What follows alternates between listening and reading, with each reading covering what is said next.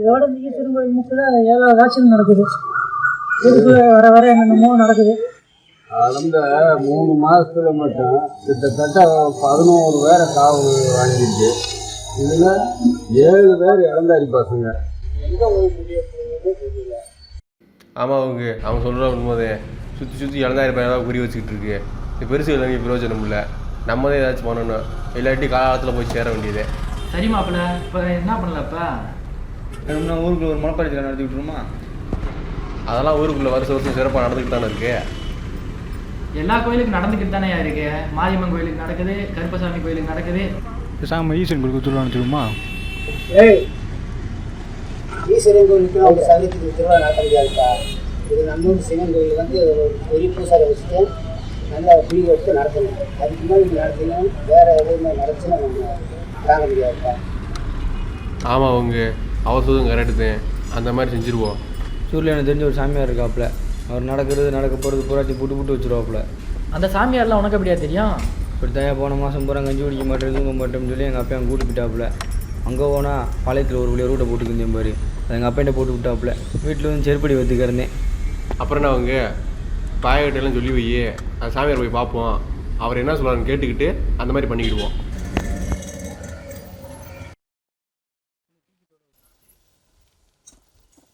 வாங்க பிள்ளைகளா, உத்தாரத்துக்கு வர்றீங்களா? எல்லாரும் உட்காருங்க.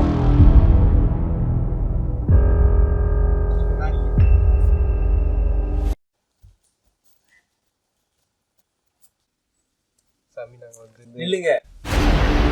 எல்லாரும் ஒரே ஒரு ஊர்ல இருந்து வந்திருக்கீங்க. உங்க ஊர்ல பல மர்மங்களும் பல சாவுகளும் நடந்துகிட்டு இருக்கு.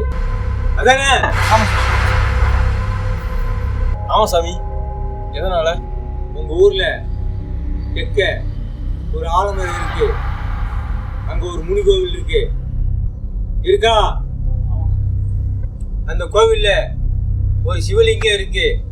அது தானா தோன்றியது, நிலைச்சு நின்றது, சக்தி வாய்ந்தது. அது மட்டுமல்ல, அந்த ஈசன் வாரத்துக்கு ஒரு முறை உங்க ஊருக்கு வந்து ஊரை சுத்தி வந்துட்டு தான் போவாரு. வர வர அந்த இடத்துல பல கெட்ட சம்பவங்கள் நடந்துட்டு இருக்கு. அவனுக்கு கோபம் வர்ற மாதிரி நிறைய வேலைகள் நடந்திருக்கு. அதனால அவன் அகங்காரம் பண்ணவே தொடர்ந்து பல உயிர்காவல் வாங்கிட்டு இருக்கான். அவன் கோபத்தை பத்தி உங்களுக்கு தெரியாது.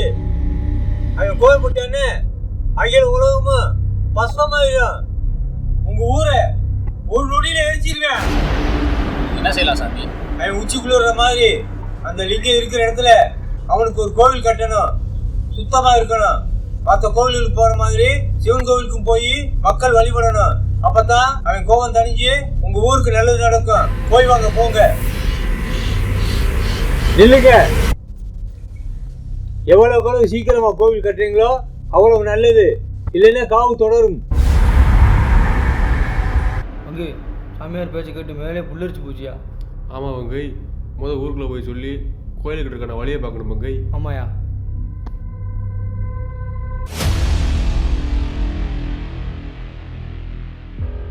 ஐயா வணக்கங்க. ஐயா, நம்ம ஊரில் பல கெட்டதெல்லாம் நடந்து போச்சு.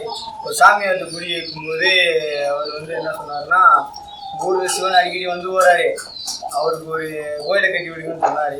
சரி பையன்லாம் நாங்கள்லாம் சேர்ந்து ஒரு பேர் நடந்தலான்னு இருக்கோம். சரி கொஞ்சம் ஆதரவு கொடுங்க. நல்ல விஷயம், நல்ல சிறப்பாக செய்யுங்க.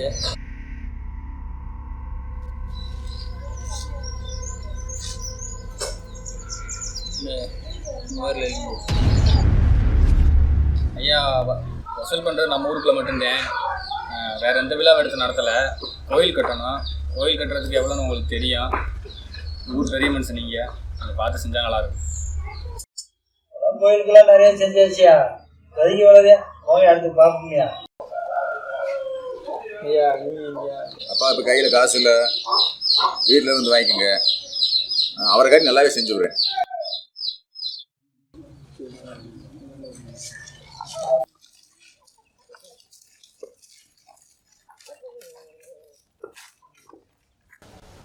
ஏப்பா, கோயில் கட்ட வேலை செய்ய தானே கேட்குறாங்க. பசங்களுக்கு நல்லதை செஞ்சு கொடுப்பா. இல்லைப்பா, அவங்களுக்கு நான் ரொம்ப நாளாக நான் நோக்கம் பார்த்துக்கிட்டே இருக்கேன். 2 திருவிழா கொண்டாடணுன்னேவா அது நம்மளுக்கு மேலே ஆள் இல்லைன்னு நினைக்கிறேன். அப்படி இருக்கக்கூடாது. அப்போ நம்மளுக்கு என்ன மரியாதை இருக்குது? சாமியார் கோயில் கட்டணும்னு சொன்னார். நீங்களே பண்ணுங்க, இல்லாட்டி அதுக்கு அடுத்த என்ன செய்யணுங்கிறத நம்ம ஒரு வாரம் அவங்க கேட்கணும்ல. நீங்கன்னா கோயில் கட்டணும் இதெல்லாம் ஒரு சாக்கம்பா. ஊரில் இருக்க வெட்டி எல்லாம் சேர்ந்துட்டு கோயில் கட்டுறேன் ஊருக்குறேன்னு சொல்லி கிளம்பிட்டாங்க. இல்லை நீ வேற ரச்சா வேற மனிதா அப்படிலாம் கொடுக்காதப்பா.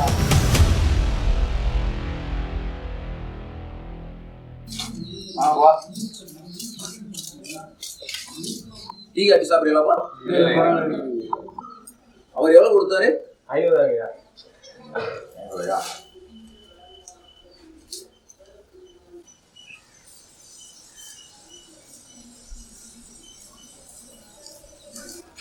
600 இருக்கியா?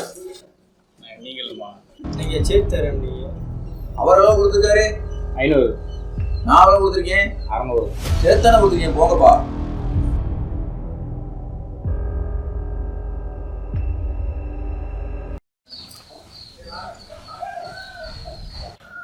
இப்போதைக்கு 4 லட்சம் தான் வந்திருக்கு. இதை வச்சு ஒன்றும் பண்ண முடியாது. இது பெரிய மனுஷன் தான் நான் கொடுக்கல. இது எல்லாமே சதிக்கு தான் கொடுத்துட்டாங்க. ஊருக்குள்ள 10 பேர் இருக்காங்க. பெரிய மனுஷங்க எந்த பேர். ஆனால் தர்றதெல்லாம் 500 1000 ஏதோ ஜெயமறை கழிச்சு வராங்க. கழிச்சு விட்டுக்கிட்டு இருக்காங்க. சரி ஒரு முறையே அந்த வருஷத்துக்கு 1000 ரூபா கொடுத்துட்டு இருக்காப்புல. அன்றாட காலைக்கு போறேன்னு கூட 1000 2000 கொடுத்துக்கிட்டு இருக்கான். ஆனால் நம்ம முறையே கேரளாவில் எஸ்டேட் வச்சுருக்காப்புல. போகும்போது வரும்போது லாட்டரி சீட் வாங்குவாப்புல. போன வாரம் ஃபஸ்ட்டு ப்ரைஸ் 10 லட்ச ரூபா அடிச்சிச்சு. ஆனால் அந்த ஆள் சாமிக்கு கொடுத்தது வெறும் 500 ரூபாதே. நம்ம தோட்டத்துக்கார் ரவி அவர் போன வாரம் ஒரு 4 நாளைக்கு முன்னாடி அவரோட தோப்பில் மண்ணுளி பாம்பு இருக்குன்னாங்க. ஒரே நமக்கு அமைச்சு ஊருக்காரிங்களுக்கு தெரியாமல் 15 லட்சம் கொடுத்துட்டாப்புல. ஆனால் கொடுத்தது வெறும் 600 ரூபாதே. பங்கு முழுசாக என்ன ஆகுதுன்னு தெரியாமல் பிறவை பற்றி புதாரத்தில் பேச வேணாம். ஒழுங்கா நடக்கிறது நடக்கட்டும்.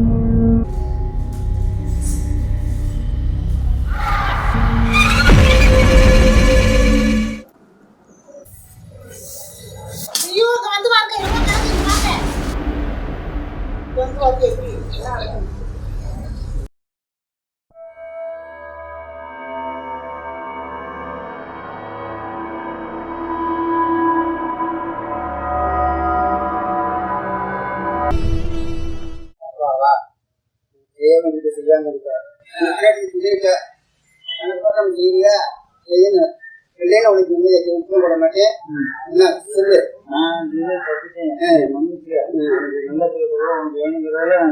சரி சோத்தை கொடுப்போம். தம்பி கிளம்பி உடனே ஈஸ்வரி கோயிலுக்கு வாங்கப்பா.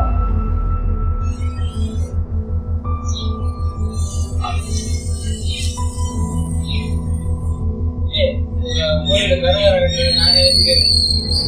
வீட்டில் வந்து 1 லட்ச ரூபா அட்வான்ஸ்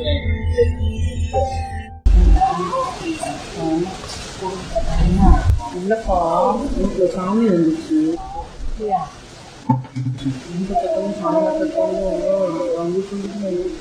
ஆமாக்கா, எனக்கு கூட கேட்டுச்சுக்கா. அப்படியே பயமாரி அந்த பையனை சொன்னாக்க கூட நம்பலக்கா. உண்மையிலே சாமி வந்துருச்சு. டைம் பூசாட்டு போய் கேட்கும்போது உன்னை ராத்திரியாக உறங்க விட மாட்டேன்னு சொல்லி பிறகு அவன் போய் காலையில் போய் 1 லட்சம் கொடுத்தாங்க. அப்போ நம்மளும் கொடுத்துட வேண்டியது. நான் காலையிலே கொடுத்துட்டேன். நம்மளும் அப்போ கொடுத்துட வேண்டியது.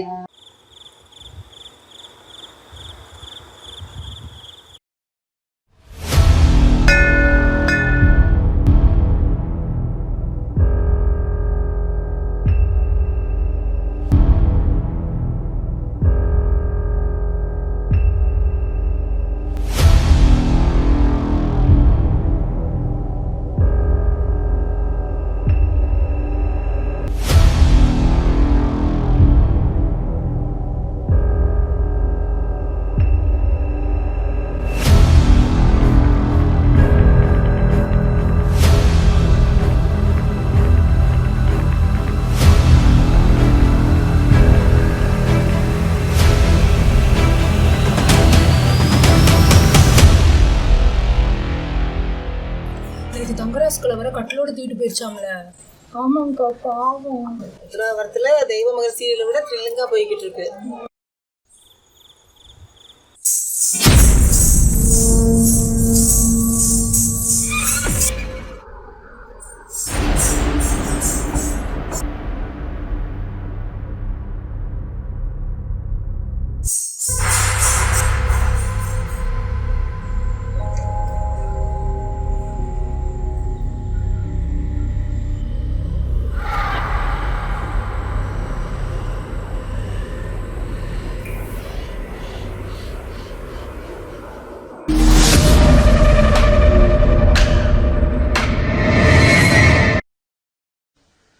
வீட்டுக்கு வாங்கப்பா, 50,000 தரேன்.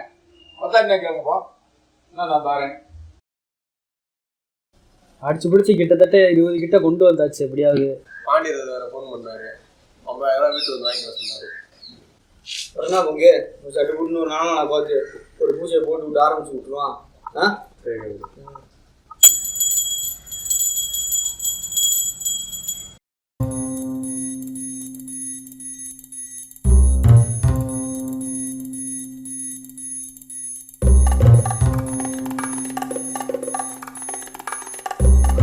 நடக்குது நடக்கட்டும்,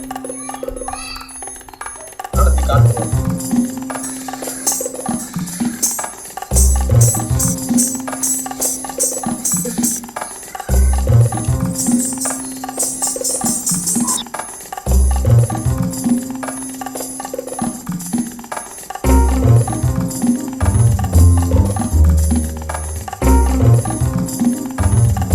வீட்டில் வந்து ஒரு 2 ரூபா அட்வான்ஸ்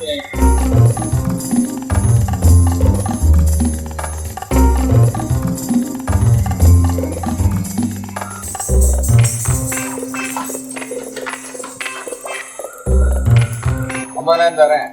10,000 கேளுங்கப்பா, நான் தரேன்.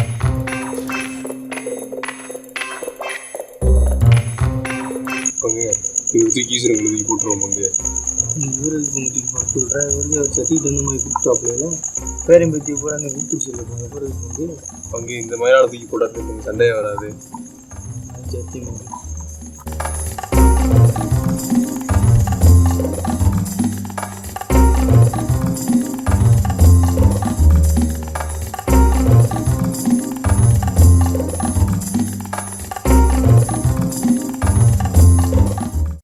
எப்படியோடா இதெல்லாம் பண்ணதெல்லாம் சிவந்தே நம்பிட்டாங்க. பரவாயில்ல, நம்மதே இதெல்லாம் பண்ணது யாருக்கும் தெரியல. அதுலேயே பாண்டி வீட்டில் சுற்றுறதுல பயங்கரம் தான். நடிக்க போயிட்டாப்ல, மறுநாளே 50,000 வந்து கொடுக்குறாப்ல. 2 பேர்த்த போடல, மற்றவங்க கிளீனாக வந்து காசை கொடுத்துட்டாங்கல்ல. பொறு பங்கு கஞ்சா அடிக்கிற மாதிரி இருக்கல. பங்கு எங்கே பங்கு அடிக்குது, நீ வேற.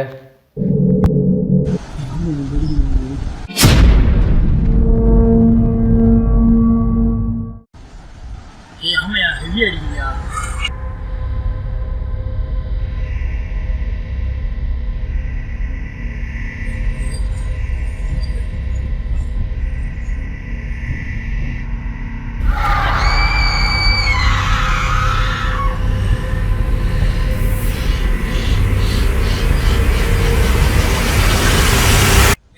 அங்கே அங்கே வேஷம் போட்டு நம்மளே ஊரை ஏமாற்றிக்கிருந்தான். எவனும் நம்ம வேஷம் போட்டு நம்மளே ஏமாற்றிக்கிட்டான். நீ வேற ஏமாங்க. பங்கு அது உண்மையான சிவன் பங்கு. பாரு பங்கு, பாரு பங்கு.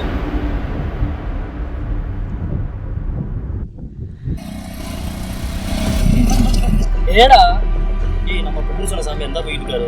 ஏய், நம்ம அங்கேருந்து வண்டியில் வர எவ்வளோ டைம் ஆயிடுச்சு. அவர் எப்படி நடந்து வர போனாரு? ஏய், பார்க்க அவர் மாதிரி தான் தாடி மீசை மீலாம் வச்சுருக்காங்க. ஏய், சின்னியில் இருக்கவங்க எல்லாமே பெரிய மீசை தாடி வச்சு எல்லாம் வால் ஒரே மாதிரி இருப்பாங்கப்பா. ஏய், பார்க்க அவர் மாதிரி தான் நடந்து. ஏய், இல்லை நான் போவான். போயா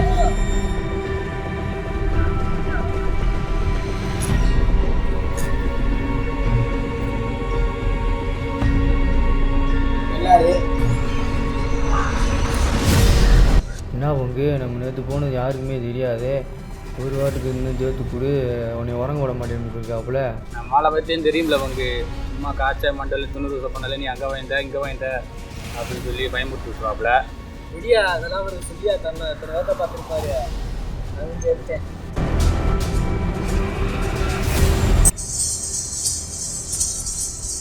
என்ன வாங்கி நீ கிழக்கு தர ஒரு சொன்ன தெற்கு தர ஓடிக்கிட்டியா? ஏதாவது பார்த்து பிரச்சனையா இருக்குது உங்களுக்கு அதெல்லாம் சின்னதே செய்ய போன போடு.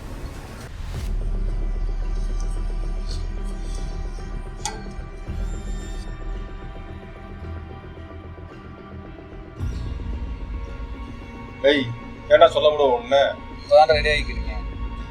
எங்கிட்ட ஓட சொன்னா எங்கிட்ட ஓடிக்கிட்டு இருக்க நான் ஓடாத எங்கே தான் இருக்கேன். சமாளிக்காதா போன வைடா. அந்த ஈசன் வாரத்துக்கு ஒரு முறை உங்க ஊருக்கு வந்து இருந்து ஊர் சுற்றி வந்துட்டு தான் போவாரு.